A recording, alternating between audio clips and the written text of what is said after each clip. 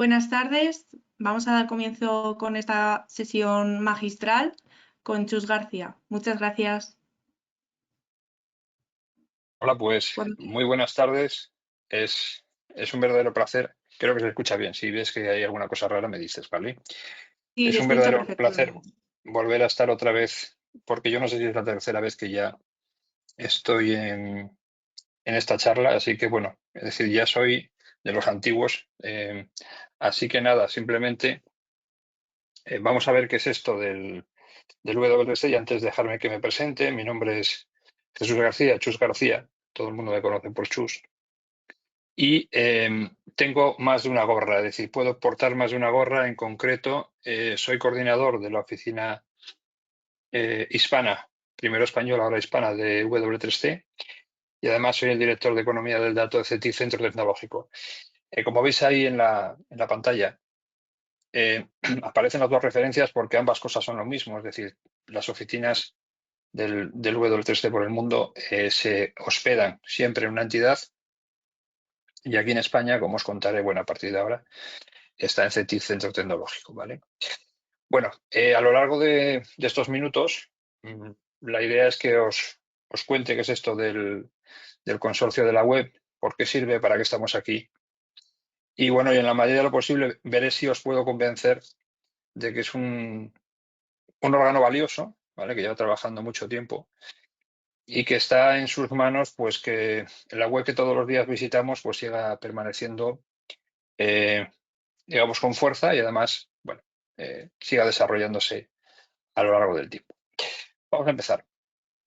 Mira, esto que estáis viendo aquí, bueno, por cierto, decirlo porque os parecerá raro ver esa cosa en la parte de arriba, pero es que, bueno, uno debería de comerse la comida que hace y fabrica, y nosotros que hacemos web, pues lo normal es que la presentación la hagamos en web. Entonces, esto que vais a ver es una presentación que no está hecha en PowerPoint, que no pasaría nada, sería perfectamente válida, pero en este caso concreto está hecha en HTML, ¿vale? HTML, imágenes, CSS, como si fuera cualquier web. Por eso, bueno, tenéis ahí el navegador, o sea que se puede ver que estoy diciendo la verdad.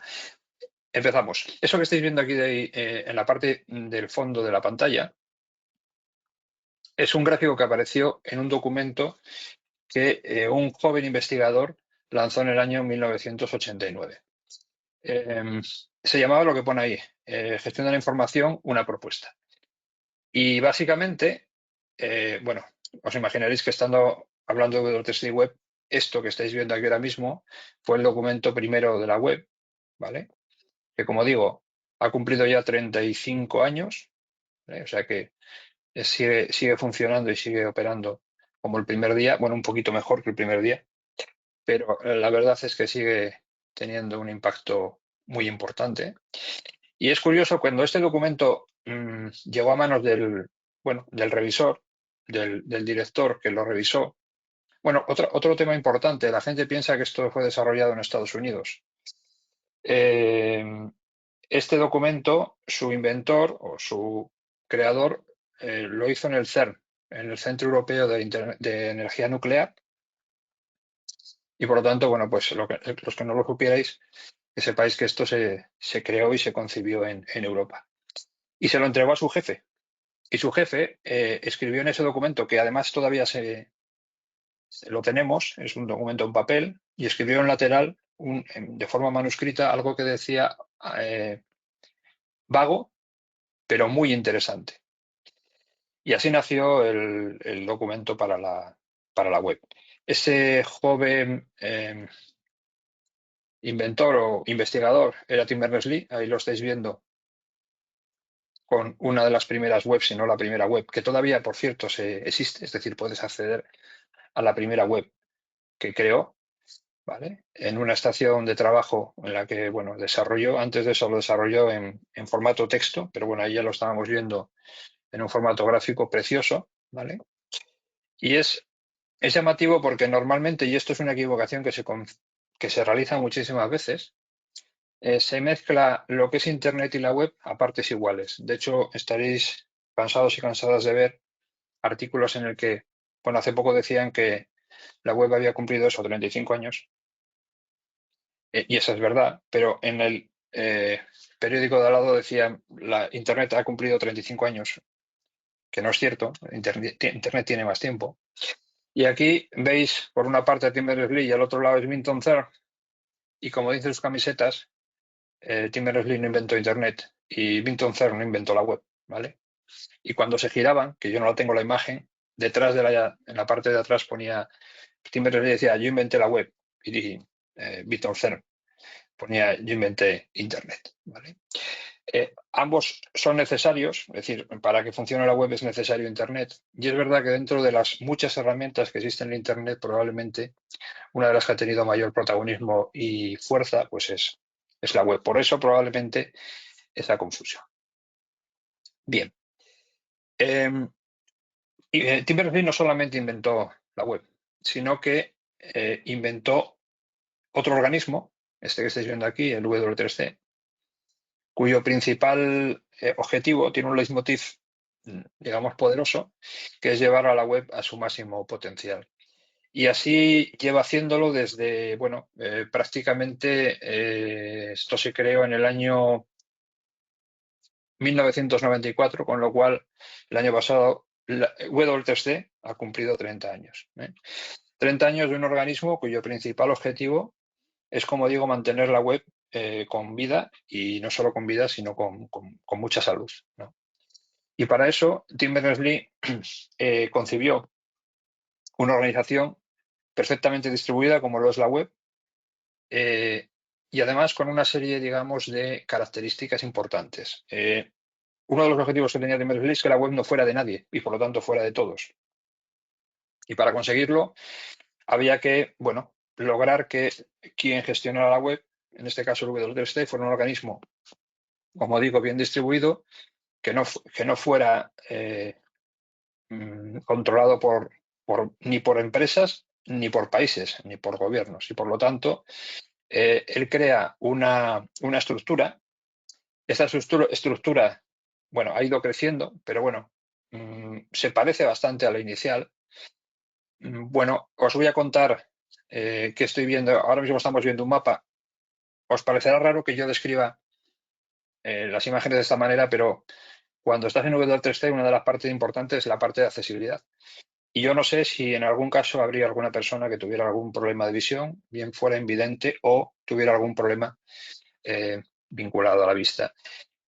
Por eso es importante que en la medida de lo posible yo pueda describir la imagen, ¿vale? Y entonces lo que estamos viendo es un mapa del mundo en el que aparecen tres grandes puntos localizados en Norteamérica, en Boston, en el MIT, en Massachusetts.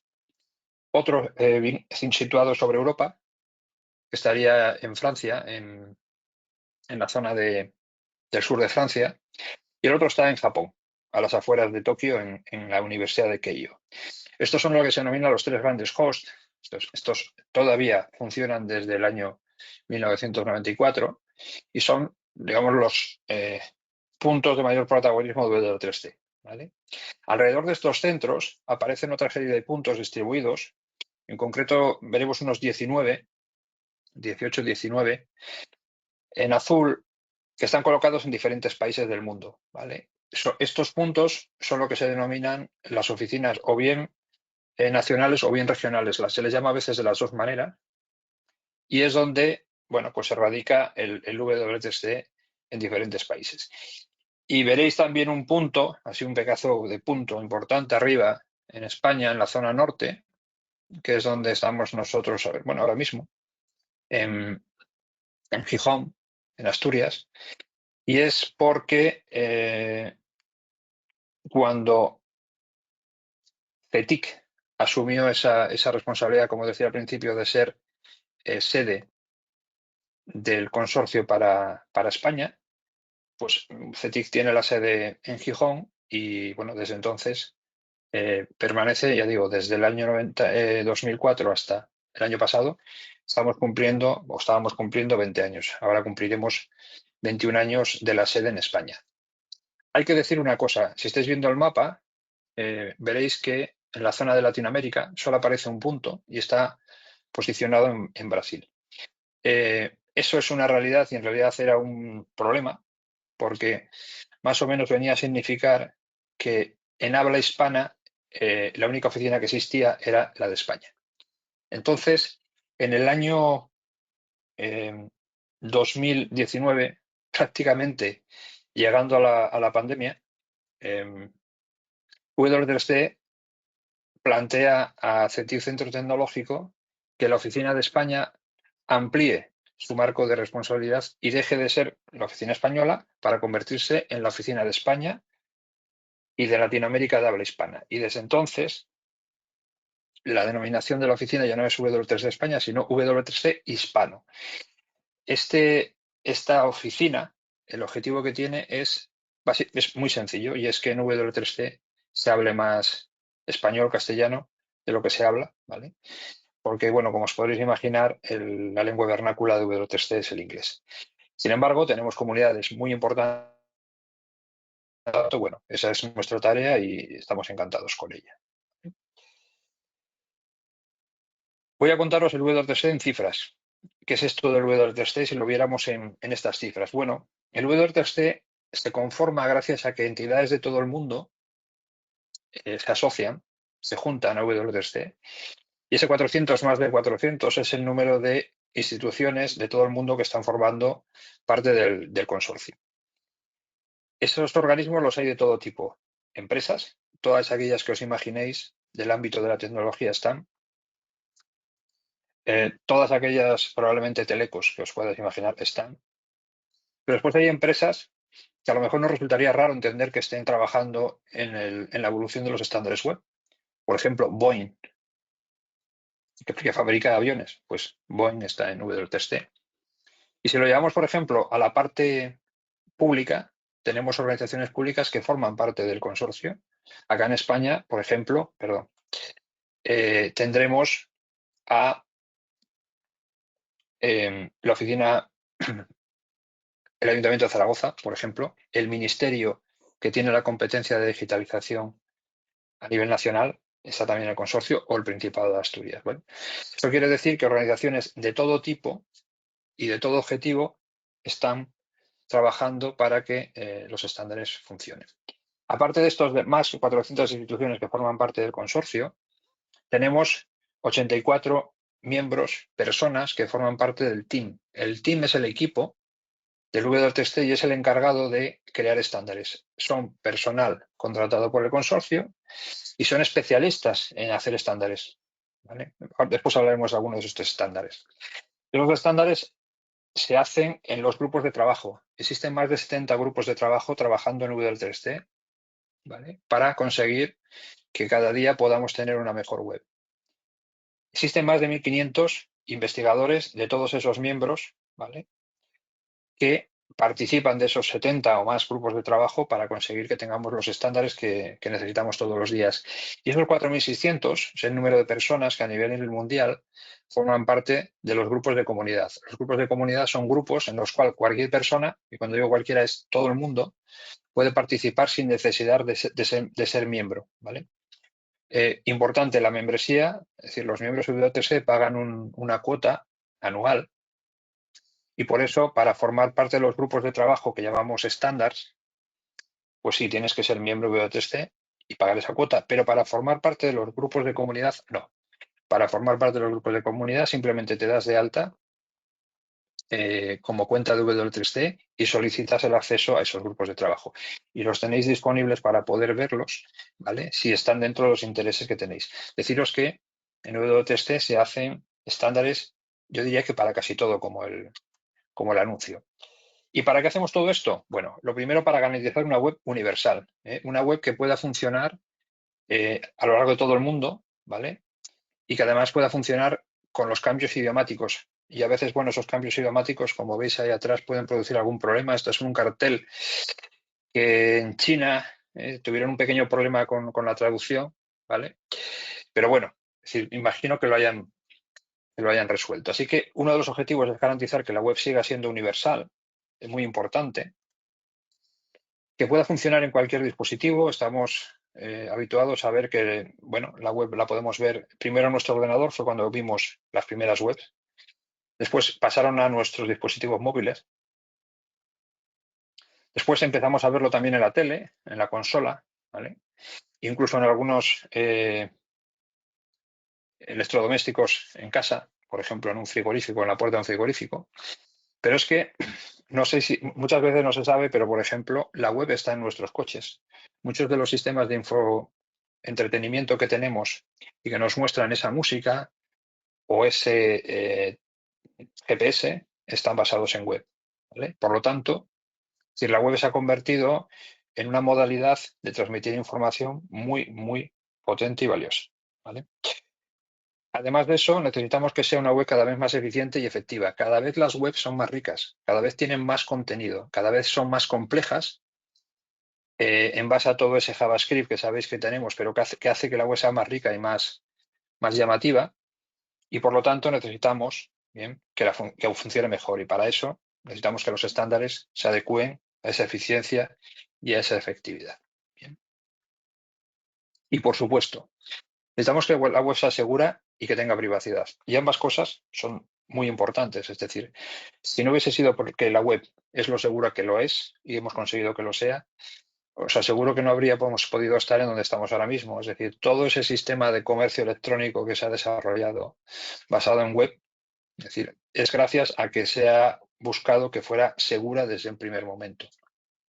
Desde la parte de la privacidad, esta además es una temática que el propio Tim Berners-Lee, el inventor de la web, le resulta, digamos, muy llamativo y en algunos casos podemos decir que no está muy contento con ese aspecto. Porque, bueno, es verdad que trabajar en la web a veces conculca algunas partes de nuestra privacidad, ¿vale? Eso que habéis oído muchas veces, que si los servicios que te dan son gratis o los productos que tú consumes son gratis, el que se convierte en un producto eres tú, pues lo tenemos como muy normalizado, pero es verdad que estamos continuamente accediendo y dando información sin siquiera saberlo a grandes compañías que viven bien, viven muy bien en base a trabajar con esos datos. Y eso no está mal, eso no está mal.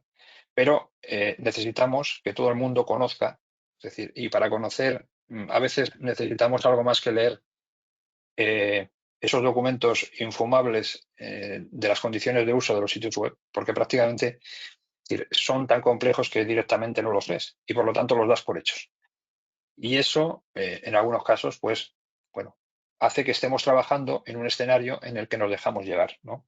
Y ya digo, el propio Tim Berners-Lee, en uno de sus últimos proyectos tenía que ver con eso, con la capacidad de que cada uno de nosotros tuviéramos control sobre nuestros datos y dónde van esos datos, ¿vale? Y que cuando nosotros queremos compartirlos, los podamos compartir y que cuando no nos interesa, queden cerrados a nuestro interés. Bien. ¿Cómo trabaja el W3C? Bueno, lo dibujaba al principio, pero bueno, decía que había más de 70 grupos de trabajo. El grupo de trabajo, digamos que es el obrador dentro de W3C, ahí es donde se hacen los estándares. Esos grupos, como dice ahí, están compuestos por personal del propio W3C, el famoso team, y por miembros o personal de los miembros de W3C, esas más de 400 instituciones que os comentaba. Cualquier miembro puede participar en cualquier grupo de trabajo, es decir, en el momento que tú entras en W3C, puedes participar en cuantos grupos quieras, si quieres en todos, eso sí. Eso supone tener a tu personal dedicado, bueno, a trabajar en esos grupos de trabajo, ¿vale? Y no es lo mismo que solo haga, pues, una gran compañía. Intentaré no dar nombres porque os los imagináis todos, es decir, las grandes tecnológicas que están viviendo y trabajando de esto de forma continua, ¿vale? O a lo mejor una empresa, porque tenemos miembros que son 3 personas. La empresa es una microempresa de 3 personas, ¿vale? Y por lo tanto, pues bueno, es decir, lo máximo que van a poder hacer esa microempresa, por ejemplo, es tener a 3 participantes, no más, ¿vale? ¿Qué más? Los grupos toman decisiones basadas en consenso de los integrantes. Esto es muy importante, es decir, para que un estándar, para que el HTML se vaya versionando y vaya apareciendo el 3, el 4, el 5 y cuando aparezca el 6, pero se hace en base a que esas decisiones y esa evolución de los estándares se hace por consenso. Además es importante porque a la gente le resulta extraño que los miembros tienen todos el mismo voto, tienen un voto. Y da igual que tú seas esa gran o ingente compañía a nivel mundial a esa otra empresa que yo os decía que tiene 3. Es decir, el voto va a ser único. Eso sí, otra cosa es el impacto que tiene las personas que tú tienes trabajando. No es lo mismo que tengas 3 que tengas 300, pero desde el punto de vista del voto, que es al final el que decide que un estándar va adelante o no, son por cada miembro existe un voto. En WTC tenemos la política de patentes más transparente de Internet. De hecho, esa política se utiliza en algunos casos por otras organizaciones debido al interés que tiene y esa transparencia y esa trazabilidad. Y todo lo que se hace en W3C es libre de royalties. Eso quiere decir que tú te asomas a la web de W3C y los estándares puedes accederlos todos. A veces la gente dice, vale, sí, pero no me dejas ver el proceso por el cual se está produciendo. Me das ya el estándar cuando está finalizado, ¿vale? Pero no puedo ver, por ejemplo, las minutas, es decir, las reuniones del proceso de creación en los grupos de trabajo. Bueno, es así, y es un tema también vinculado a, bueno, es decir, si fuera así, no habría ningún interés en ser miembro de WTC. Por lo tanto, mientras se está trabajando en el grupo de trabajo, las personas que pueden acceder a ellos son los que son miembros, ¿vale? Y están asociados al grupo de trabajo, y es cuando ya pasan a ser candidatas, lo que llaman una release candidate o ya una versión casi final, cuando eso ya se publica y todo el mundo lo puede ver. ¿Ok? Más. A lo largo de este tiempo, WTC ha generado más de 260 especificaciones, directrices, herramientas, etcétera. Ahí en la parte de atrás de la pantalla veréis un montón de siglas. Algunas de ellas os sonarán seguramente. Doy por hecho que os suena el XML, por cierto, fue creado por W3C, ¿vale? El XHTML y el HTML también. Todo lo que tiene que ver con las APIs, ¿vale? Todo lo que tiene que ver con la web semántica fue creado. Y entonces, bueno, pues ahí simplemente veréis y algunos de ellos os sonarán, ¿vale? Incluso algunos formatos gráficos, igual os suena el PNG, que es un formato hermano, bueno, parecido al JPG, pues el PNG es de WTC, o el SVG, que es un formato vectorial, ¿vale? Que nos permite tener los gráficos, bueno, ya sabéis, de esa manera en la cual cuando tú cambias el tamaño de la imagen se sigue manteniendo con calidad, ¿vale? Está producido lo que se llama el núcleo web, el core web, ¿vale? Que es la plataforma web abierta más grande, bueno, del mundo. Estamos hablando de más de 1.000 millones de sitios web, ¿vale? Con un entorno de programación completo en el que el HTML5 actualmente es su clave de bóveda, en el que existen, bueno, existen millones y millones y millones de desarrolladores y cada vez más, y que además, como dice, está en constante cambio, ¿vale? Debido a que de forma continua se nos está pidiendo que la web mejore, ¿vale? Ese feedback por parte de tanto usuarios como desarrolladores es muy valioso, ¿vale? A la hora de poder hacer que la web evolucione y crezca. En W3C, todo lo que se hace, decíamos que se hacía en grupos de trabajo, y esos grupos de trabajo se organizan en verticales, es decir, cada uno de ellos se dedica a una serie de cosas. Y ahora iréis viendo, bueno, pues actividades que a lo mejor sabíais que existían, pero a lo mejor otras os van a resultar llamativas. Por ejemplo, el grupo de arquitectura tecnológica, el TAG, este es uno de los grupos, bueno, decir que es uno de los grupos más importantes, yo creo que es erróneo porque todos son importantes, pero bueno, este es el que se encarga de trabajar el protocolo web. Es decir, eso que cuando nosotros ponemos una URL en el navegador hace que nos llegue la web, bueno, pues lo hace el grupo de arquitectura. Por lo tanto, bueno, es uno de los que, bueno, digamos que trabaja una parte muy, muy importante.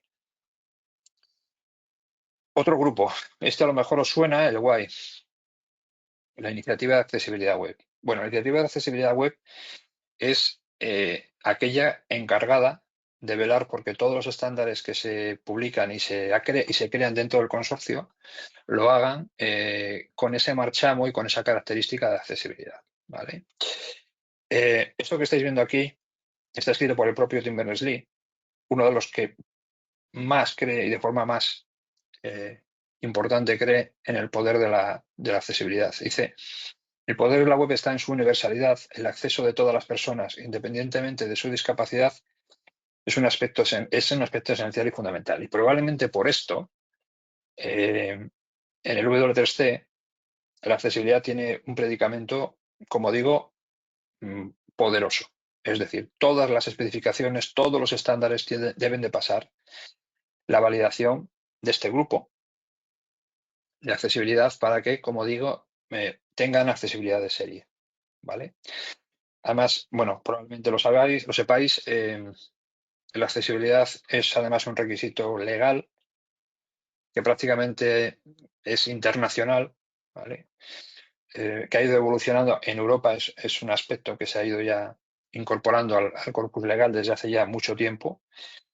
De hecho, ha habido una directiva que no es la primera, no será la última, es lo que llaman la European Accessibility Act, bueno, la ley de accesibilidad europea, que además estableció para este año unos objetivos de accesibilidad no solamente para las entidades públicas, que eran quien hasta ahora tenían la obligación de tener sitios web accesibles, sino también para la parte privada. Es decir, establecer que las grandes compañías deben de tener sus sitios web accesibles. Y por lo tanto, es el W3C en el que en el WAI, en la Iniciativa de Accesibilidad Web, crea esos estándares para recomendar y animar a que la web sea accesible. Esas siglas, bueno, en W3C te cansas de ver siglas, ¿vale? Empezando por el HTML, el CSS y siguiendo, pues estos son las recomendaciones de accesibilidad.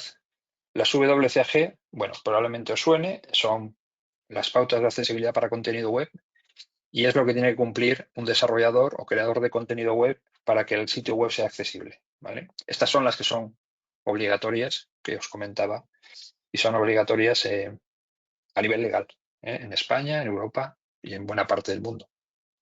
De hecho, este logotipo que veis abajo es un logotipo de conformidad que a veces aparece en las webs, en el que, bueno, W3C no se encarga de revisar si tu sitio web es accesible. Lo que hace es darte las directrices, las recomendaciones y las normas para que sea accesible, pero no lo revisan. Pero veréis que esta marca aparece en algunas web y es lo que llamamos una autocertificación, es decir, cuando tú acabas la web y haces las validaciones y has hecho, digamos, lo que dicen las WCAG, pues te puedes descargar estas marquitas, ¿vale? Antes había 3 tipos, ahora son de 2 tipos, que es AA, o sea, en vez de 3 As aparecían 2 As y el AAA. Eso lo que define es el nivel de accesibilidad. AA es el nivel exigible, es un nivel bueno, accesibilidad, ¿vale? El AAA es un nivel altísimo de accesibilidad, tan complejo que si vais a ver la página web del W3C, si pensáis que es 3 AAA, pues no, es AA, porque el AAA es lo suficientemente complejo, ¿vale? Y de reto como para que, bueno, simplemente intentes llegar a él, ¿vale? Pero cumplirlos completamente es muy, muy complicado, ¿vale? Veréis arriba en el título otras 2, también siglas raras, las ATAG y las UAG. Básicamente las ATAG es la accesibilidad que debe de cumplir las herramientas de autor. Es decir, si yo lo que tengo es una herramienta, imaginemos que tengo que hacer cursos, ¿vale? En HTML, pues eso lo hago con una herramienta. No me dedico yo a escribir el HTML a mano. Entonces, esa herramienta, puesto que crea HTML, debería de cumplir los designios y las recomendaciones que incluyen las ATAG. ¿Vale? Son para eso. Las bucas son para web, las ATAG para herramientas de autor, y las UAG son las Guidelines Accessibility User Agents, es decir, son las características de accesibilidad que debe cumplir nuestro navegador. Ese navegador que tenemos, el Firefox, el Chrome, el Edge, el Opera, el Brave, el que sea, debería de cumplir esas recomendaciones, ¿vale? Entonces, bueno, quienes utilizan esas son los que hacen navegadores. Muy bien. Más. La actividad de internacionalización, bueno, importantísima. Como decía, no estaríamos aquí si no fuera porque a lo largo de todo este tiempo, esta iniciativa, bueno, la verdad es que mucho más a la parte inicial, pero bueno, sigue con su trabajo, conseguir que la web pueda ser visualizada en todos los idiomas en que se puede visualizar, con todos los tipos de caracteres que se pueda visualizar, que se pueda leer de derecha a izquierda, que se pueda leer de izquierda a derecha, con los diferentes alfabetos, etcétera, ¿no? En japonés, en chino. Bueno, imaginarse que eso fácil no fue, pero bueno, digamos que esa parte ya está pasada hace tiempo y la actividad de internacionalización a lo que se dedica es a que eso se mantenga y funcione. ¿Vale? Decíamos que la seguridad web es importantísima y efectivamente, de hecho, otro de los aspectos que debe de pasar todos los estándares que se generan en W3C es pasar por esta actividad para ser validados respecto a la seguridad. Lo mismo que pasaba con la parte de accesibilidad, pasa con la parte de seguridad. Si en algún momento la seguridad estuviera en entredicho, comentaba antes que sería una web fallida y puesto que estamos aquí después de, ya digo, 35 años, eso tiene mucho que ver con que se ha velado por la seguridad. Eso no quita para que después pueda haber problemas en la web. Muchas veces, a mí alguna vez que me han dicho, dice, no, es que en las web se hacen las peores, hay de todo, hay maldad, hay gente que te intenta engañar y tal. Digo, sí, efectivamente, pero yo siempre le pongo lo mismo. Dice, mirar, en un libro se ha escrito lo mejor y lo peor de lo que es capaz la raza humana. Y sin embargo, nadie dice que el libro sea un problema. ¿Vale? Pues yo me gustaría que se pensase lo mismo sobre la web. Es decir, se puede hacer la cosa más maravillosa del mundo y teniendo cuidado, ¿vale? Es una herramienta, como digo, muy valiosa. ¿Vale? La actividad de accesibilidad es como trabajan con varios grupos de trabajo dentro de ellos. Una, por ejemplo, tiene que ver con el tema de pagos en la web. Imaginemos que esta pues es la que hace que cuando nosotros pagamos con nuestra tarjeta o con nuestro PayPal o con la forma que sea, pues eso sea web. Y ya digo, no quita para que alguien te monte un sitio web que es falso, ¿vale? Ahí hay que, ya sabéis, hay que formar y formarse para buscar aquellas señales que hacen que uno sepa que la web que estamos accediendo es fiel, o sea, es legal o no lo es, ¿vale? A través del certificado, una serie de comprobaciones, ¿vale? Otro tema también, otro grupo de trabajo tiene que ver con la autentificación. También todo lo que queremos hacer y podemos hacer en la web muchas veces tiene que estar autenticado, es decir, está detrás de procesos en el que yo tengo que decir quién soy y probablemente entrar mediante algún mecanismo, bien sea usuario contraseña o mediante tokens o de alguna manera, ¿vale? Pues es ahí, en este grupo de trabajo, donde se trabaja esa parte. Y por último, todo lo que tiene que ver con la criptografía web, ¿vale?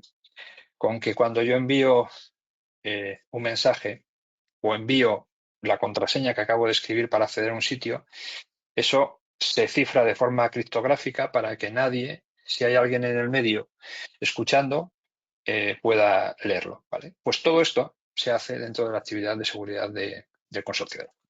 Más. Bueno, la privacidad. Comentaba antes, y bueno, no voy a abundar mucho en ello, pero es un tema vital, ¿vale? Si queremos que la web siga siendo lo que es y lo que fue, como la entendemos, necesitamos que la privacidad sea algo, ¿eh? Un valor y sobre todo que cada uno de nosotros tengamos control y capacidad para decidir qué ocurre con nuestros datos, ¿vale? Qué datos queremos nosotros, que no pasa absolutamente nada, ¿eh? Es decir, yo no tengo el más mínimo problema en dejar, si la aplicación que a mí me cede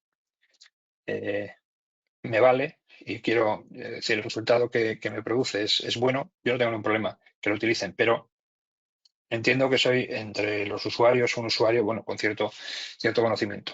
El problema está cuando esa privacidad se ve, bueno, limitada en base a que tú piensas que estás utilizando herramientas de forma gratuita, pero realmente las estás pagando en base a tu información, ¿vale? Los datos, importantísimo. Siempre hemos entendido la web como aquello a lo que nosotros nos acercábamos para consumir información, ¿vale? Y de esa información conocimiento. Es decir, yo accedo a una web y veo lo que hay allí, lo utilizo, lo aprendo, lo destilo, etcétera. Pero es que curiosamente la web también sirve para alojar datos. Entonces, en esta actividad lo que tenemos son grupos de trabajo centrados y vinculados a eso, a utilizar la web como si fuera una gran, entre comillas, muchas comillas, una gran base de datos en el que lo que tenemos son datos, ¿vale? Aparte de tener webs, tenemos datos, ¿vale? Y de hecho, una de las cosas que se trabaja en esta actividad es cómo direccionar, lo mismo que yo tengo una URL para una web, el http://3w, bueno, pues cómo direccionar un dato concreto que yo he colocado en la web, ¿vale? Bueno, ahí estamos, ese grupo de trabajo se llama Data on the Web, que es como el nombre indica, trabaja toda esta parte. El Open Data, probablemente habréis oído hablar, y no sé si sabíais que WTST estuvo muy relacionado con este tema, lo estuvo desde un primer momento. De hecho, hay un estándar para la definición de catálogos de datos Open Data que se llama DCAT, DCAT, que fue creado y evolucionado por el propio consorcio, ¿vale? Bueno, ya sabéis, el tema del Open Data es la publicación de datos en formato abierto y reutilizable por parte de, en principio, de las administraciones, que fueron las que al final agarraron este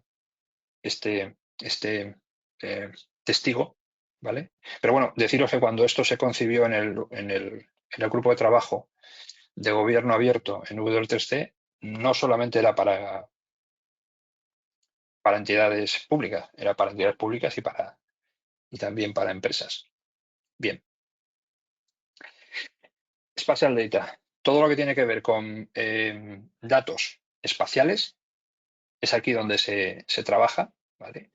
Es decir, el que un dato tenga una característica de estar en una longitud y una latitud, es decir, posicionado, pues es importante porque en el momento que un dato tiene posición, automáticamente gana valor. Es decir, es así, ¿vale? Más temas. Todo lo que tienen que ver con las credenciales verificables, eso que aparece ahí, el VC, son las credenciales verificables en castellano, y los DID son los identificadores distribuidos, que es una forma de identificar personas, animales o cosas en Internet, ¿vale? A través de un identificador distribuido único, ¿vale? Y por último, que yo creo que también esto es algo que os toca porque es algo que manejáis, la web semántica. La web semántica, que también fue creada y empujada directamente por el propio Tim Berners-Lee, ¿vale? Todos los estándares base de la web semántica se crean en el propio WC y en concreto en la actividad de datos. Vale, más cosas que se ven aquí. El web de las cosas.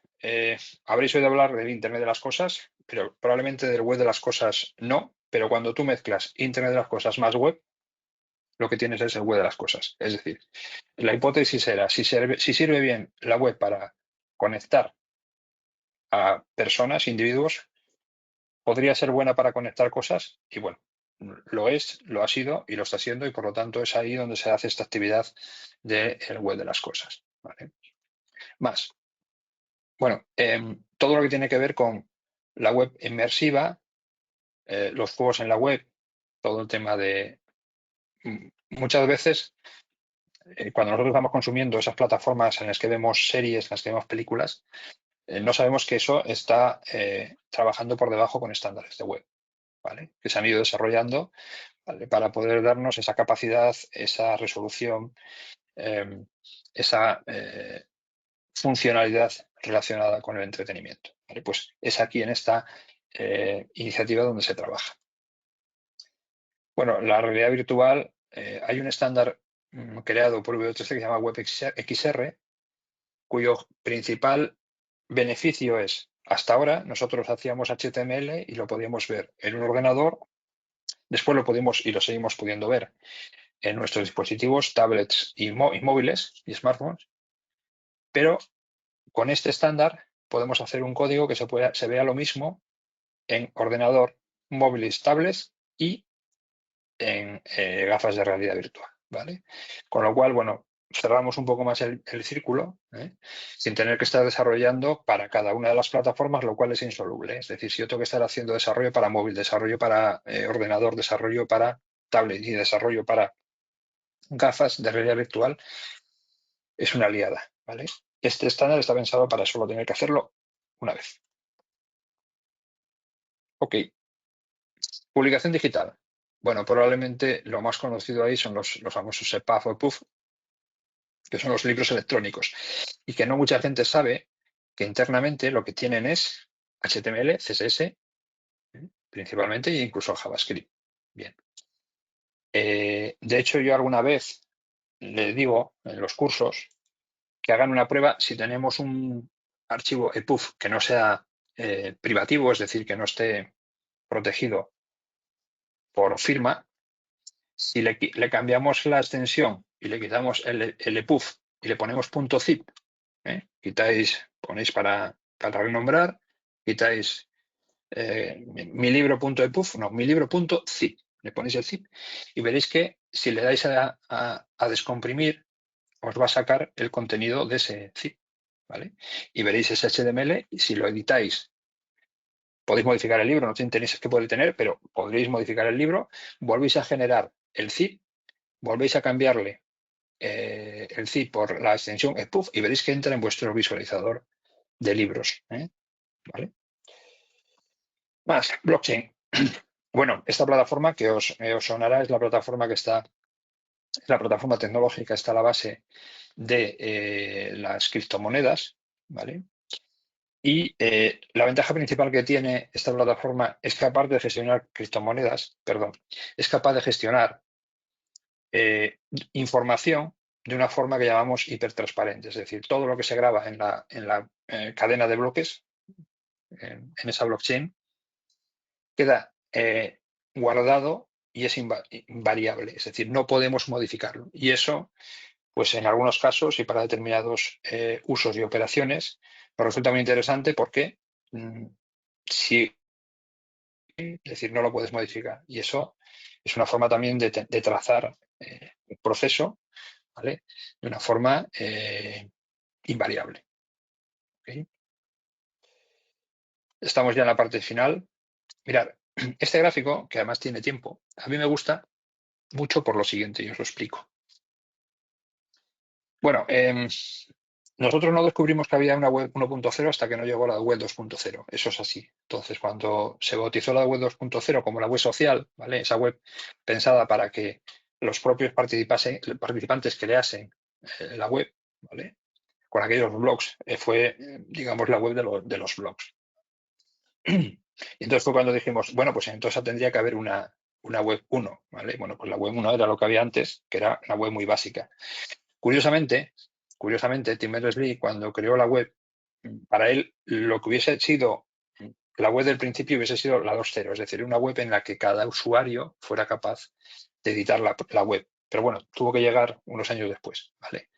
De hecho, la gente no lo sabe, pero el navegador que hizo él en la primera ocasión para poder demostrar la potencia de la web era a la vez visualizador, era un navegador, pero a la vez era un editor. Es decir, te permitía, estabas viendo una web y tú en un momento dado le tocabas en una zona, decías quiero editar y editabas, ¿vale?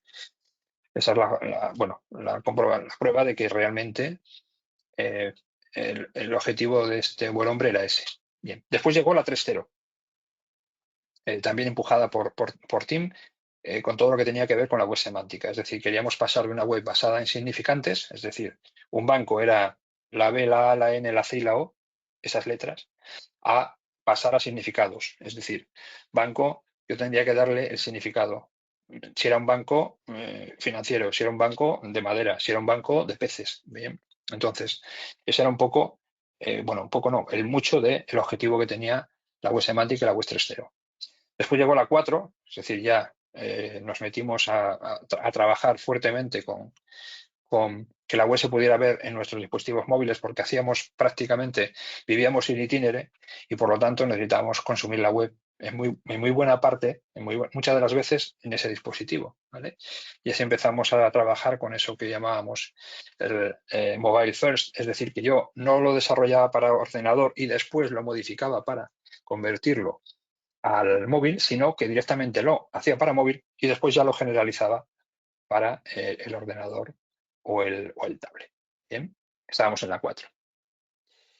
Y llegaba a la 5 y veréis ahí que aparecía, bueno, pues una web centrada en lo sensórico y en la emotividad, que aparece tachado. Bueno, pues aparece tachado porque ha venido la IA, ya os lo digo, a cambiarnos las expectativas. Es decir, ahora mismo lo que estamos pensando es que la web tiene que ser una web que trabaje y colabore con la inteligencia artificial.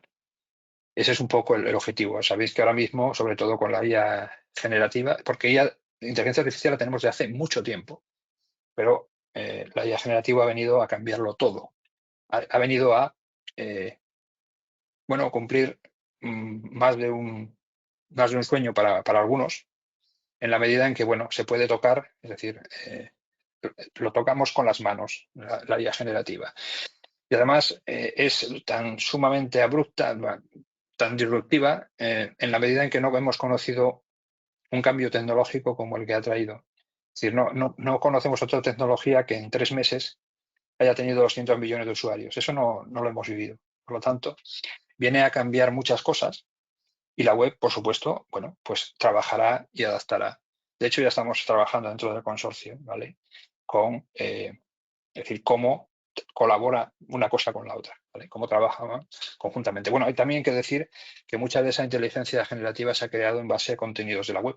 Es decir, ha sido un gran caladero para poder entrenar esa inteligencia artificial, ¿vale?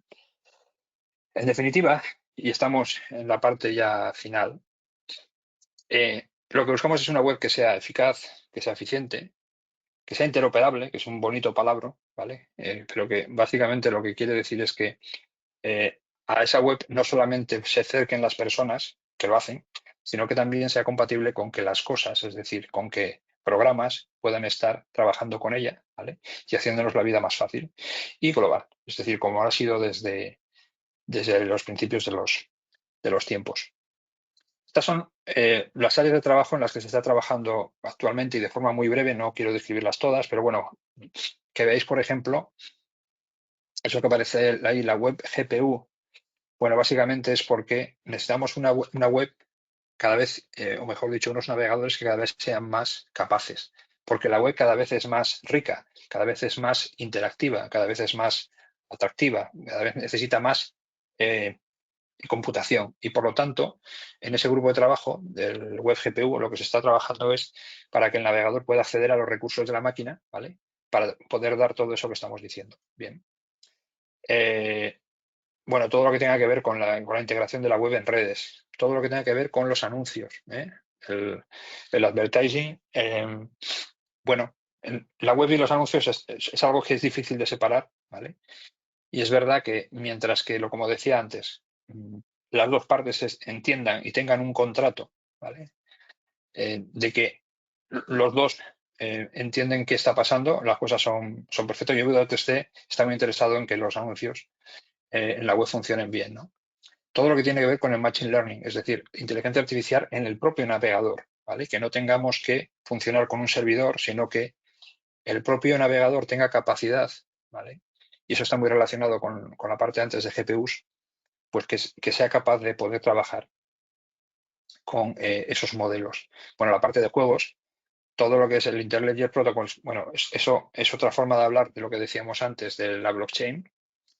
Seguimos con pagos seguros, es decir, eso no se parará nunca. Necesitamos continuamente estar evolucionando la seguridad dentro de la plataforma. Sabéis que además estaremos trabajando también, por ejemplo, FETIC está trabajando con tema de computación cuántica y la computación cuántica también viene a, bueno, es tan buena que es capaz de hacer cosas que antes ni soñábamos. Y romper una clave, antes nos podía llevar 10.000 años, ¿vale? Y ahora lo pueden hacer en segundos. Por lo tanto, tenemos que estar continuamente adaptando la seguridad, ¿vale?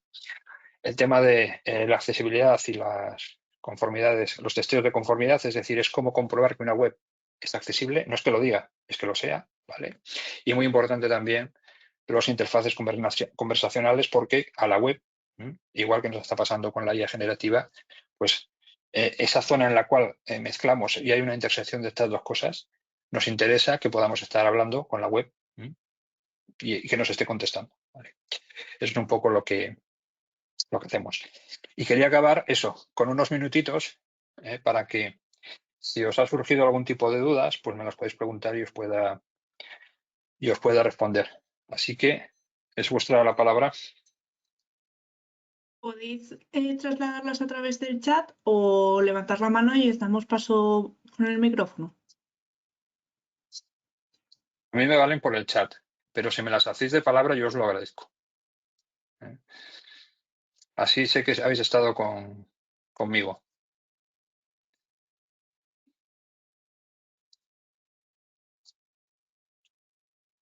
Bueno, ha quedado todo claro.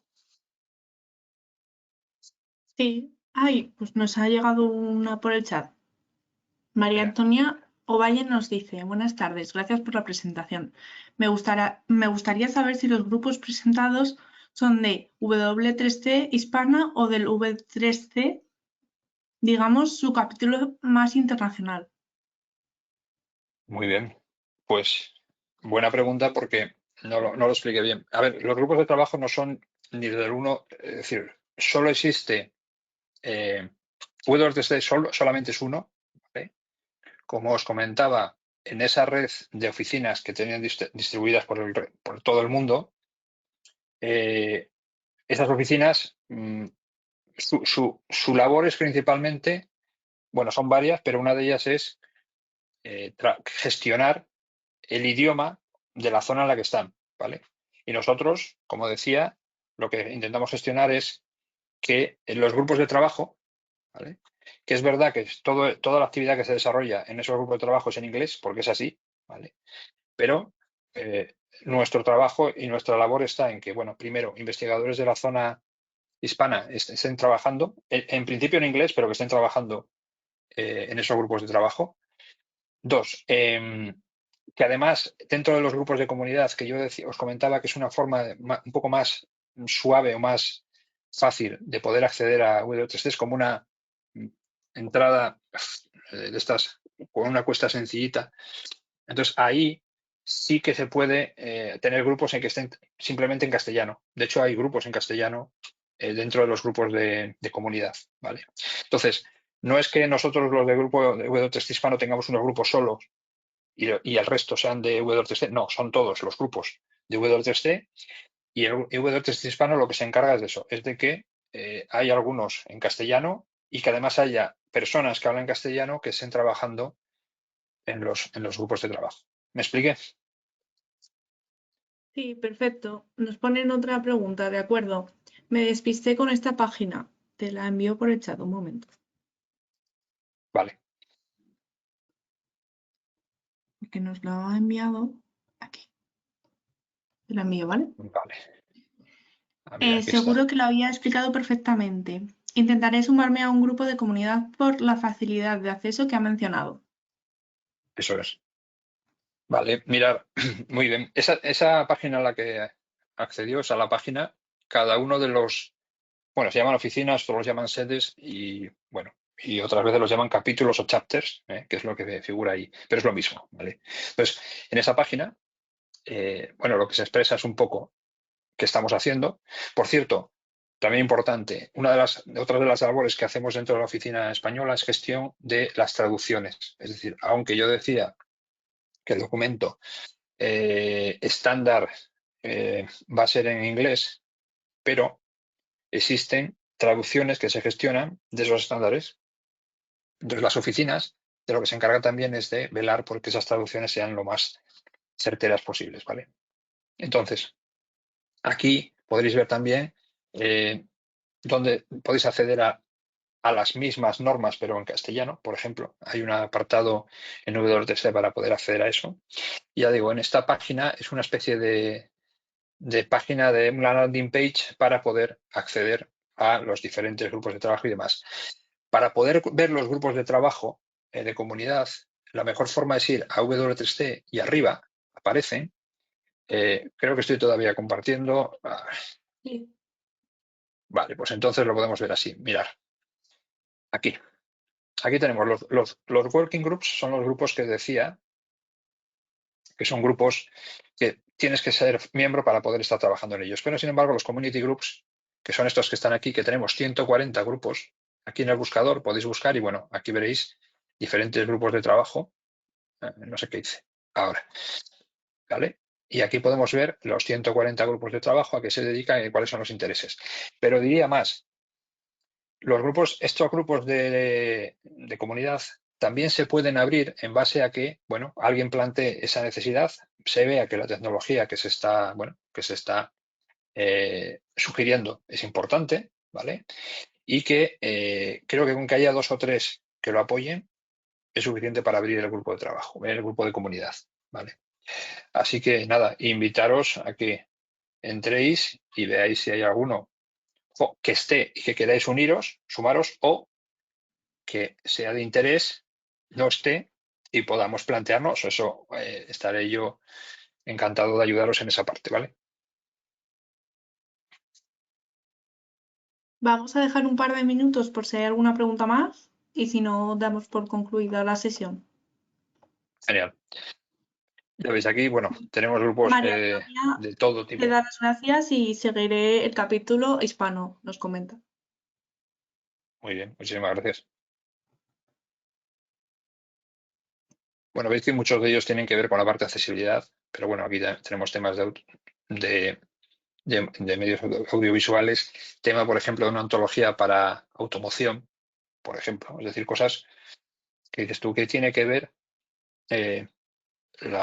los vehículos con las ontologías web. Bueno, pues ahí estáis viendo.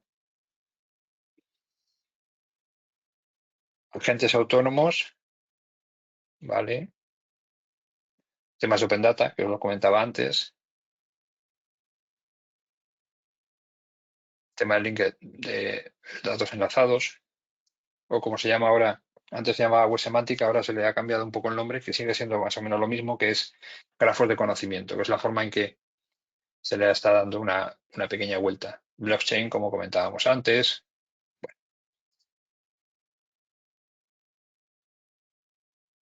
Temas de trazabilidad para economía circular, ¿vale? Cosas que en muchos casos parecen raras, sabiendo que W3 se dedica a la web, pero es que los estándares que se crean muchas veces son multipropósito y lo mismo te pueden servir como soporte a la web o para, bueno, decir en este caso, un tema de automoción o un tema de lo que sea, de salud, etcétera. Pues no hay más preguntas. Muchas gracias, Bueno, Chus, y a todos los que habéis asistido, muchas gracias. muchísimas gracias y nada, que vaya todo muy bien, ¿vale? Y nos estamos viendo. Igualmente, hasta la Un abrazo. próxima. Chao, chao. Chao.